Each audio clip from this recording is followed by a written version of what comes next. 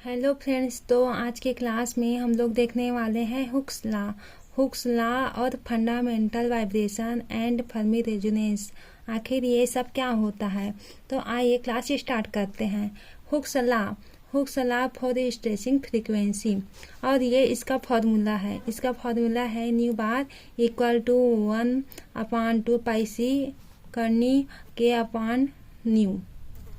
ये क्या होता है? नी होता है रेड्यूस मास होता है, के होता है फोर्स कांस्टेंट होता है, और सी यहाँ पर स्पीड ऑफ लाइट होता है, और न्यू बाद होता है स्ट्रेचिंग फ्रीक्वेंसी। मतलब यहाँ पर जो स्ट्रेचिंग फ्रीक्वेंसी है वो इंक्रीज होगा तो यहाँ पर रेड्यूस मास होगा वो डिक्रीज होगा। ये एक दूसरे के क्या है, व्युत्क्रमानुपाती है। और अगर स्ट्रेचिंग फ्रीक्वेंसी इंक्रीज होगा तो फोर्स कांस्टेंट क्या होगा, वो भी इंक्रीज होगा, क्योंकि ये एक दूसरे के ये समानुपाती हैं। तो अब हम लोग देखेंगे इसको ही हुक्स फॉर्मूला ही का बोलते हैं इसको ही। अब हम लोग देखते हैं स्ट्रेचिंग फ्रीक्वेंसी। तो सबसे ज़्यादा किस में होता है स्ट्रेचिंग फ्रीक्वेंसी, जिसमें ट्रिपल बॉन्ड प्रेजेंट होता है, और उसके बाद होता है जिसमें डबल बॉन्ड प्रेजेंट होता है, उसके बाद होता है सिंगल बॉन्ड प्रेजेंट होता है। तो सबसे ज़्यादा पाया जाता है स्ट्रेचिंग फ्रीक्वेंसी ट्रिपल बॉन्ड में, जिसमें होता है 2150 सेंटीमीटर इनवर्स, और यहाँ पर होता है डबल बॉन्ड में होता है 1650 सेंटीमीटर इनवर्स। उसके बाद होता है सिंगल बॉन्ड में कार्बन में यहाँ पर होता है 1100 सेंटीमीटर इनवर्स। अब देखते हैं फंडामेंटल वाइब्रेशनल क्या होता है, इसको आप देखेंगे। किसी मॉलिक्यूल में वाइब्रेशन मोशन को हार्मोनिक ऑसिलेटर की तरह डिटरमाइन करते हैं। मॉलिक्यूल जो होता है उसमें वाइब्रेशन मोशन होता है, उसी को हम लोग हार्मोनिक ऑसिलेटर की तरह डिटरमाइन करते हैं। हार्मोनिक ऑसिलेटर क्या होता है, स्प्रिंग की तरह मोशन करता है। हार्मोनिक ऑसिलेटर एक स्प्रिंग की तरह मोशन करता है। स्प्रिंग जिस प्रकार होता है, जिसको स्ट्रेच करते हैं तो तन जाता है, और जब हम उसको छोड़ देते हैं तो अपने जो स्टार्टिंग अवस्था था उसमें आ जाता है। ठीक उसी प्रकार यहाँ पर ऑसिलेटर का जो स्प्रिंग की तरह ये मोशन करने लगता है, ये हार्मोनिक ऑसिलेटर होता है। इसको हम लोग देखते हैं, ये है एनर्जी लेवल। इसको कैसे देखेंगे, ये है एनर्जी लेवल। ये V से इक्वल 0 और V इक्वल 1 और V इक्वल 2 V इक्वल 3। ये होता है फर्स्ट ओवरटोन होता है, ये सेकेंड ओवरटोन होता है। अगर ये V इक्वल 0 होगा, इसको हम लोग क्या बोलते हैं, फंडामेंटल वाइब्रेशन बोलते हैं। तो यहाँ से एनर्जी का लेवल होता है, ये वाइब्रेशन एनर्जी का लेवल होता है। ठीक, अब देखते हैं फर्मी रेजोनेंस। जब fundamental vibration first second third के साथ कपलिंग करते हैं तो उसी को हम लोग फर्मी रेजोनेंस कहते हैं, और इसी को हम लोग क्या बोलते हैं, V इक्वल फंडामेंटल वाइब्रेशन को ही हम लोग ओवरटोन भी कहते हैं। जब फर्स्ट सेकंड थर्ड ये सब आपस में कपलिंग करते हैं तो इसी को हम लोग फर्मी रेजोनेंस के नाम से जानते हैं। इसका एग्जाम्पल C और यहाँ पर लगा बॉन्ड डबल बॉन्ड O। अब देखते हैं types of vibration on the basis of coupling. अब कपलिंग के हिसाब से हम लोग देखेंगे वाइब्रेशन का जो टाइप है उसको हम देखेंगे। तो वाइब्रेशन के हिसाब से कपलिंग का जो वाइब्रेशन होता है वो 2 टाइप का होता है।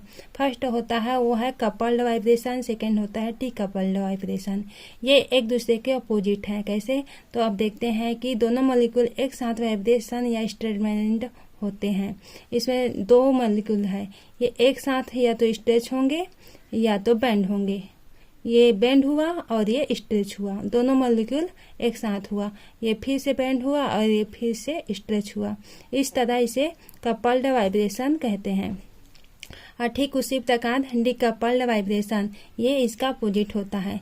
तो अब देखते हैं, कोई एक मॉलिक्यूल फिक्स होता है and second molecule stretch band vibration करता है। इसमें एक मॉलिक्यूल जो है, जैसे कि ए माना कि एक मॉलिक्यूल है, इसमें इसको हम लोग क्या कर देते हैं, फिक्स कर देते हैं। तो जो बी मॉलिक्यूल है वो दूसरा मॉलिक्यूल है, ये स्ट्रेच करेगा या क्या करेगा, स्ट्रेच करेगा या बेंड करेगा, बेंड करेगा, स्ट्रेच करेगा या बेंड करेगा, ऐसा कुछ ये पूरा जो सेकेंड मॉलिक्यूल है ये फिक्स में मॉलिक्यूल में नहीं होते, जबकि ये फिक्स होता है।